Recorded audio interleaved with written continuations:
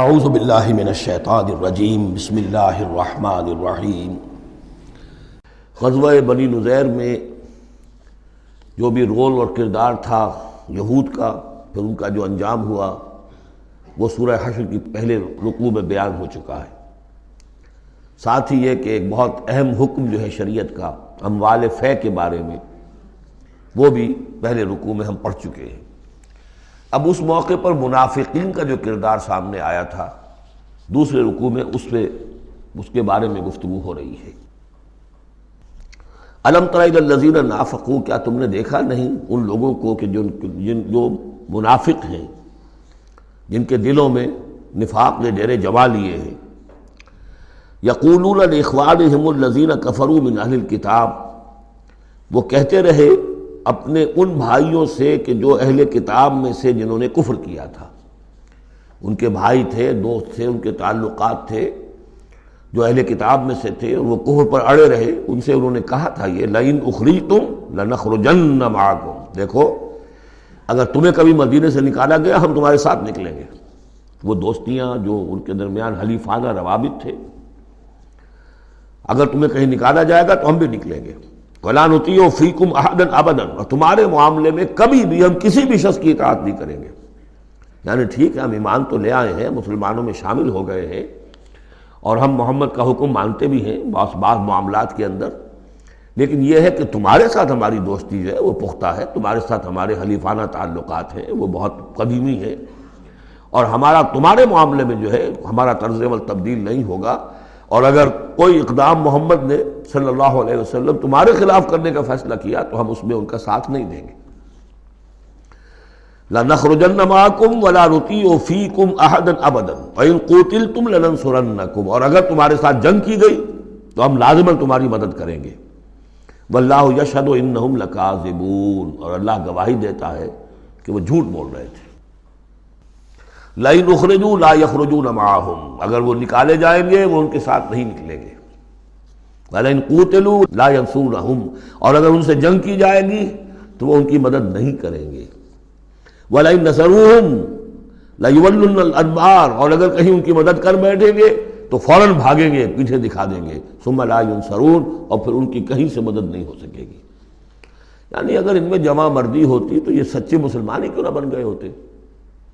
ایمان لائے تھے، اگر ہمت ہوتی ان میں، کوئی قوت ارادی ان کی صحیح ہوتی، کوئی غیرت اور حمیت ہوتی، کوئی اپنی ہی ذات کی عزت کا کوئی خیال ہوتا، تو یہ ہرچہ بعد بعد پھر ایمان لانے کے بعد ان کا طرز عمل جو ہے کیوں نہ وہی ہو جاتا کہ جو اہل ایمان کا تھا۔ بودے ہیں، بودے ہونے کی وجہ سے تو نفاق پیدا ہوا ان میں۔ اب اگر یہ کہتے ہیں کہ ہم تمہاری مدد کریں گے اور لازماً لڑ جائیں گے، ہر ایک سے لڑ جائیں گے، تو یہ سب جھوٹ ہے۔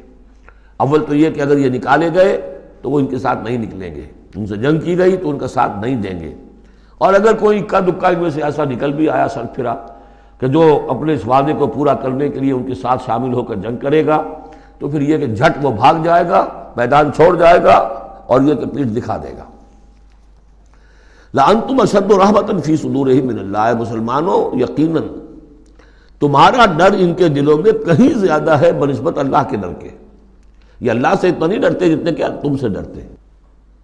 ذَلِكَ بِأَنَّهُمْ قَوْمٌ لَا يَفْقَهُونَ، اور یہ اس لیے ہے کہ انہیں اصل سمجھ حاصل نہیں۔ اصل سمجھ حاصل ہو تو ایمان حاصل ہو جائے، علم حقیقی حاصل ہو جائے، پھر آدمی جان لے کہ اصل زندگی تو آخرت کی زندگی ہے، دنیا کی زندگی تو کھیل کود اور تماشا ہے، اس کے سوا کچھ نہیں۔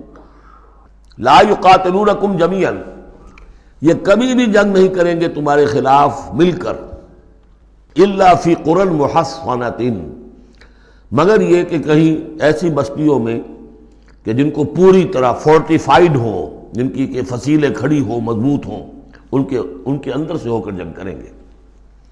او من وراء جدر، یا دیواروں کے پیچھے سے۔